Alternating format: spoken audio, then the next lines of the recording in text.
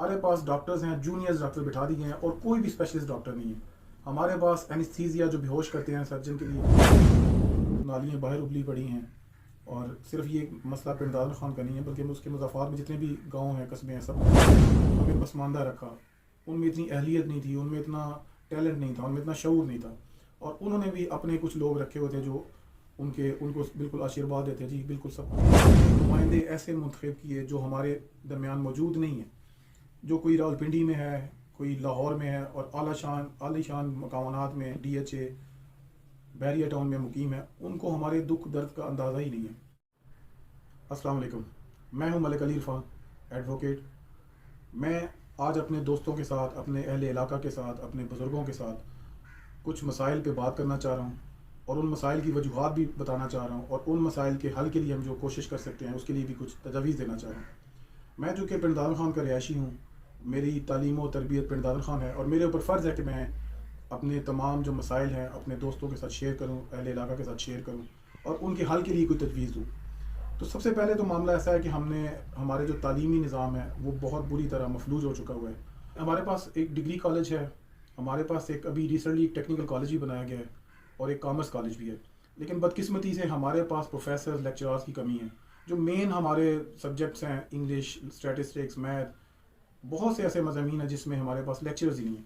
اور اس کی ضرورت کو پورا کرنے کے لیے ہم نے وزٹنگ لیکچرز رکھے ہوئے ہیں جو ہماری تشنگی کو پورا نہیں کر پاتے. ہمیں یونیورسٹی کا لالی پاپ دیا گیا، جگہ بہت سے لوگوں سے خرید لی گئی اور بہت ہی کم قیمت پہ خریدی گئی، لوگوں کے ساتھ زیادتیاں کی گئی. لیکن تمام لوگوں نے اس اعلیٰ مقصد کے لیے اپنی زمینیں دے دیں کہ یہاں پہ یونیورسٹی بنے گی، ہمارے بچے وہاں پہ پڑھیں گے. لیکن اتنا عرصہ گزرنے کے بعد ہمیں یونیورسٹی نہیں مل سکی اور ہمارے جو کیمپس کے فنڈز ہے وہ چکوال منتقل ہو گئے. اور یہ محض ہماری کوتاہی نہیں ہے بلکہ یہ ہمارے رہنماؤں کی کوتاہی ہے جنہوں نے اپنے فنڈز اپنے اوپر لگانے کے بجائے دوسرے ضلعوں میں لگوا دیے.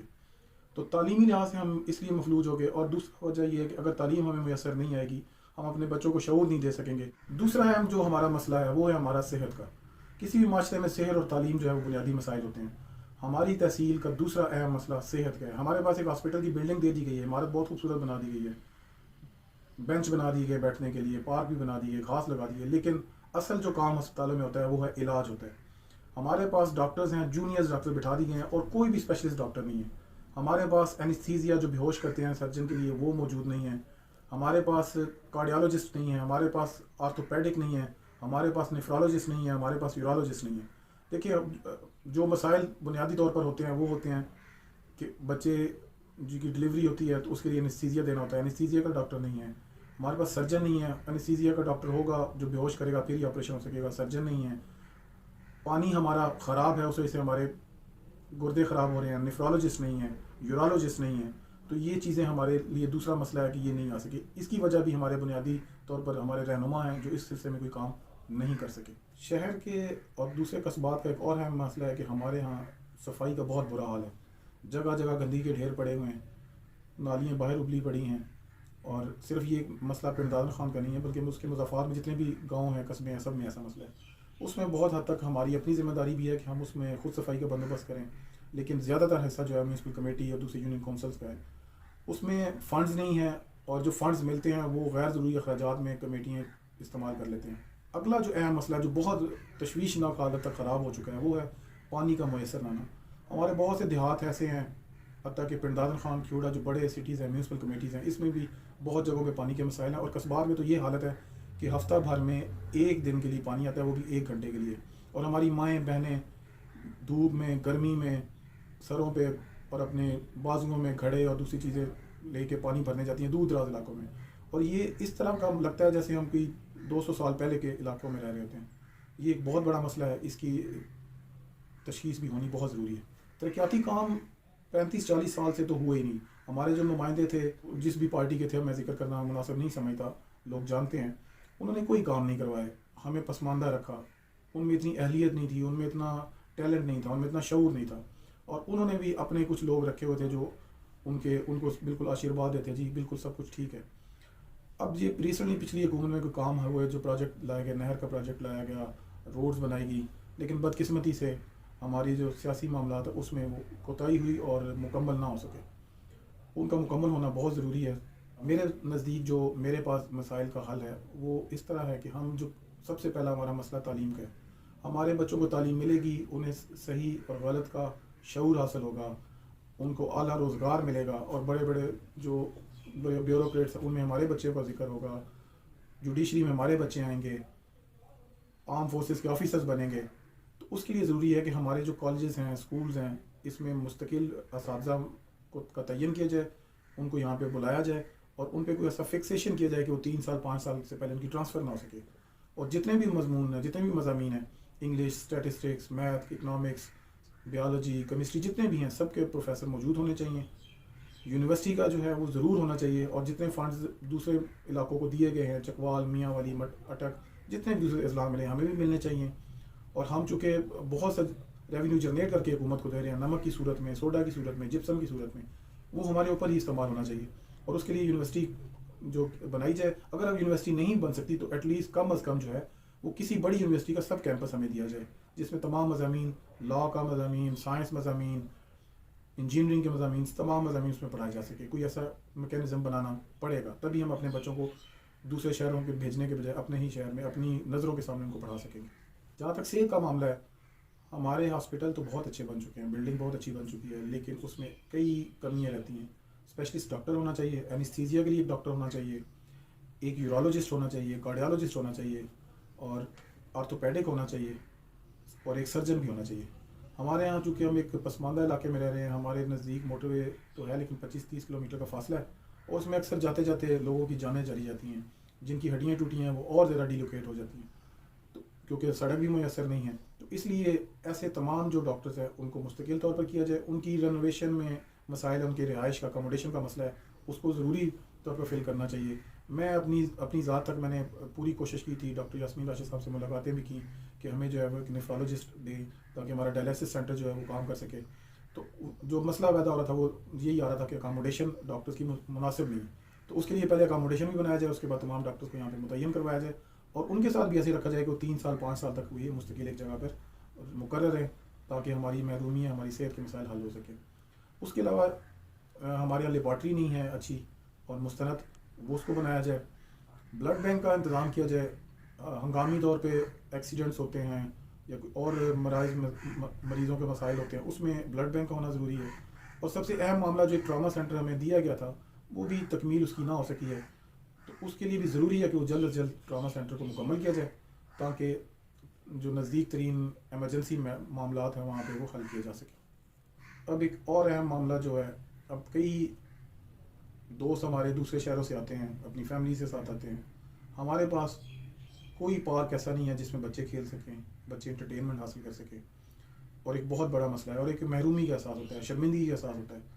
تو کم از کم 1 یا 2 پارک پردادر خان میں، کھیوڑا میں ہونے چاہیے، جس میں بچے اپنی ریکریشن کر سکیں، جھولے لگے ہوں اور انجوائے کر سکیں.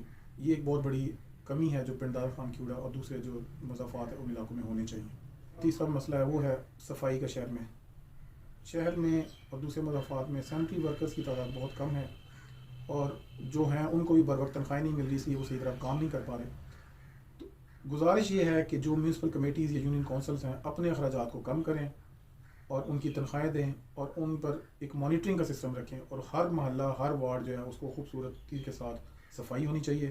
لوگوں میں احساس ذمہ داری بھی پیدا کرنا چاہیے کہ وہ اپنا جو گھر کا کوڑا کرکٹ ہے وہ ایک مناسب جگہ پہ رکھے، اور جگہ جگہ مت پھینکے، گھر سے باہر مت پھینکے، اپنے گھر کے باہر صفائی رکھے، سڑک کی صفائی رکھے، اور اپنے اخراجات جو ہیں میونسپل کمیٹیز کم کریں. اور اس سے سینٹری ورکر کی حوصلہ افزائی ہوگی، ان کی تنخواہیں ملیں گی. جب ان کو تنخواہیں ملیں گی تو وہ خوش اسلوبی کے ساتھ اپنے کام بھی سر انجام دیں گے. انجمن تاجران ہمارے یہاں کسی حد تک فعال ہے، لیکن اس کو مزید فعال کرنے کی ضرورت ہے. پنڈار خان ایک بڑا بازار ہے، ایک بڑی مارکیٹ ہے، اور دوسرے شہروں سے، دوسرے قصبات سے خواتین بھی یہاں پہ آتی ہیں، لیکن بدقسمتی سے اور کافی افسوس والی بات ہے کہ ان کے لیے واش روم کی سہولت میسر نہیں ہے. تو میں یہ بھی گزارش کروں گا کہ ہمیں مل جل کے انجمن تاجران سے بات کر کے کوئی شہر کے اندر، بازار کے اندر ایک مخصوص جگہ جہاں پہ باپردہ جگہ ہو، جہاں پہ خواتین آئیں اور اپنے ضروریات کو استعمال کر سکیں. اس کے لیے ایک مناسب جگہ میری نظر میں غلہ منڈی ہے، جہاں پہ فلٹریشن پلانٹ بھی ہے. اس کے پیچھے ایک ایسی جگہ مختص کی جا سکتی ہے جس میں خواتین کی اس طرح کی ضروریات پوری ہو سکے. نہر کا کام جلد از جلد مکمل کیا جائے. اس کی وجہ یہی ہے کہ ہمارے جو مضافات ہیں پنڈار خان کے، اس میں پانی کی شدید قلت ہے. نہر آنے سے ان کے پانی کو ملنے کے امکانات بہت زیادہ ہو جائیں گے. زیر زمین پانی جائے گا اور ٹیوب ویل کے ذریعے اور دوسرے ذرائع کے ذریعے پانی کا جو کمی ہے وہ کسی حد تک پوری ہو سکتی ہے.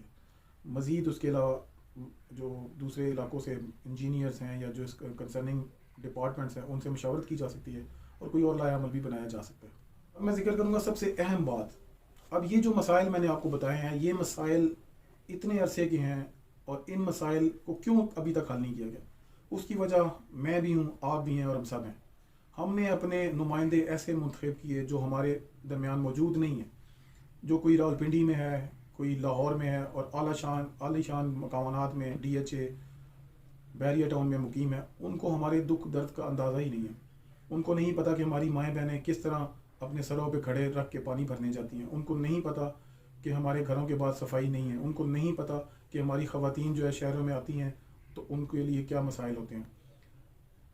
میں گزارش یہ کروں گا کہ قطع نظر کسی پارٹی کے, آپ اپنے درمیان اپنے بچوں کو پروموٹ کریں, اپنے بچوں کو اس میدان میں لے کے اور ان پر اعتماد کریں.